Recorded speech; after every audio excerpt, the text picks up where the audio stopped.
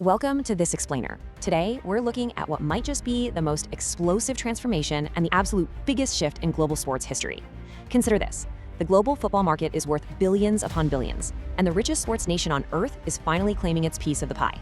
It's like a massive sleeping giant is waking up and it's setting the stage for this dramatic collision of cultures, money, and just sheer athletic ambition. Yep, we're talking about the American pursuit of global football sovereignty. Get ready, because the beautiful game is about to change forever. Okay, let's dive right into this. Historically, there's been this stark contrast.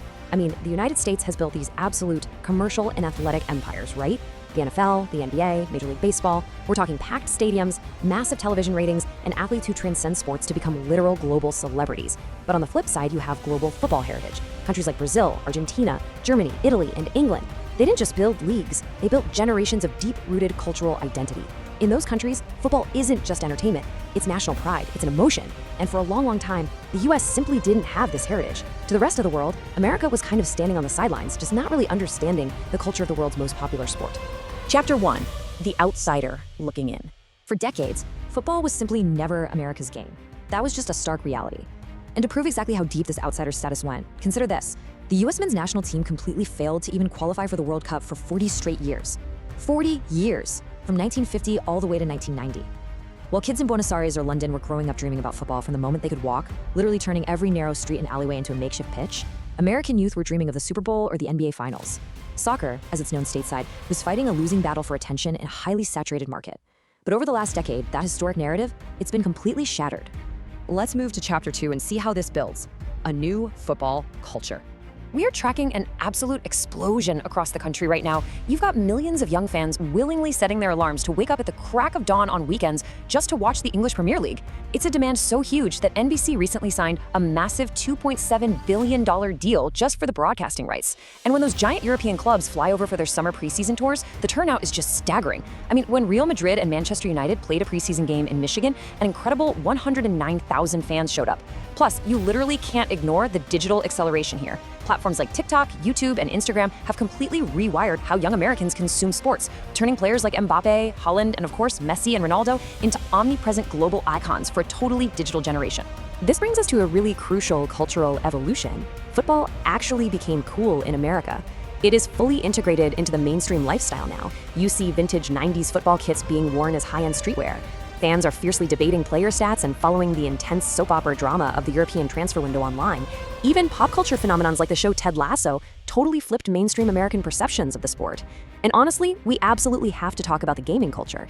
Titles like EAFC essentially taught an entire generation of American teens the offside rule, the complex tactics, and the rosters of clubs thousands of miles away. It seamlessly wove football straight into American entertainment. Now, this cultural shift at home has completely revolutionized how America develops its own talent. The past strategy was incredibly insular. Top American prospects just stayed inside the domestic college or early MLS system. But the modern strategy? Totally different ballgame. Young talents are crossing the Atlantic to join European club academies way earlier, immersing themselves in these incredibly demanding sink-or-swim football environments. Players like Christian Pulisic really broke the mold here. When Pulisic made that blockbuster $73 million transfer to Chelsea, he proved to an entire generation of American kids that they could step onto the pitch in a Champions League match and actually dominate against world-class competition. And that growth isn't just happening by exporting talent, it's happening right at home. Which brings us to Chapter 3, the MLS and Messi effect. And this brilliantly illustrates how the domestic game has evolved in three very distinct phases. Back in 1996, when Major League Soccer began, it was viewed as this fragile experiment, and there were heavy doubts it would even survive its first decade. But fast forward to the modern era, and the league is incredibly healthy. We have stunning, football-specific stadiums, genuinely intense local rivalries, and massive investments in youth academies. But then, we hit the third era, the Messi era. The seismic arrival of Lionel Messi to MLS completely altered the gravity of the sport in the United States. To put his impact into perspective, Inter Miami's Instagram followers surpassed several NFL and NBA teams combined within just 24 hours of his signing. Ticket prices absolutely exploded, global media attention pivoted, and casual sports fans suddenly just couldn't look away. If you are FIFA looking at this development, you are absolutely salivating right now. America is the holy grail of sports markets. Why? Well, they have enormous, state-of-the-art stadiums that absolutely dwarf European grounds. They have massive, unparalleled media broadcasting power, deep-pocketed corporate sponsorship opportunities that exceed anywhere else in the world, and a demographic of millions upon millions of totally untapped potential fans. If football fully unlocks the American market, the financial ceiling of the sport globally goes to a level we literally can't even imagine right now. All this momentum and all this money leads us directly to the climax. Section 4. The 2026 World Cup test. Let's break down the sheer unprecedented scale of this upcoming tournament, because this isn't just another World Cup. It's expected to be the biggest single sporting event in human history. We have 3 co-hosts, the United States, Mexico, and Canada. We have an expanded roster of participating teams, and matches will be played in venues that are frankly mind-boggling in size. It is a logistical and cultural undertaking of epic proportions. Let's focus on the number 48. Traditionally, the World Cup has been a 32-team tournament, right? Jumping up to 48 teams means entirely new nations are going to qualify for the very first time. This brings totally unique fan bases, fresh global narratives, and new geopolitical storylines directly onto North American soil. The spotlight has literally never been wider or brighter.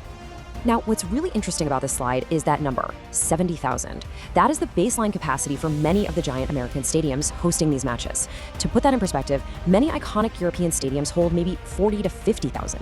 America is hosting these matches in absolute mega cathedrals of sport.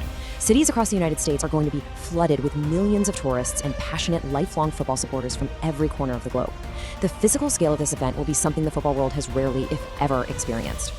So the crucial point is this. America doesn't just want to host a great party for the rest of the world. That's not how they operate. American sports culture fundamentally expects success. Fans in the US don't just want a participation trophy, they want championships. They are culturally wired to demand dominance and to compete toe-to-toe with the absolute best in the world. Football represents the very last global sport that America does not already conquer, and they are so hungry to change that. But the old guard isn't just rolling out the red carpet. Traditional footballing nations in Europe and South America are watching all of this with some heavy skepticism, really questioning whether America truly understands football culture. They wonder if you can simply manufacture true football passion overnight with money and big stadiums, relying on their own generations of historical dominance as the gold standard. But history can change, and it usually does when this much momentum builds. Which leaves us with this final massive question. Will the 2026 World Cup change football forever? The United States is no longer a country standing on the outside looking in. The sleeping giant has woken up, laced up its boots, and is stepping directly into the center of the world's beautiful game. Whether they will dominate it or just participate in it is the story we are all about to watch unfold. Thanks for joining me on this explainer. Keep your eyes on the pitch, because the next few years are going to be wild.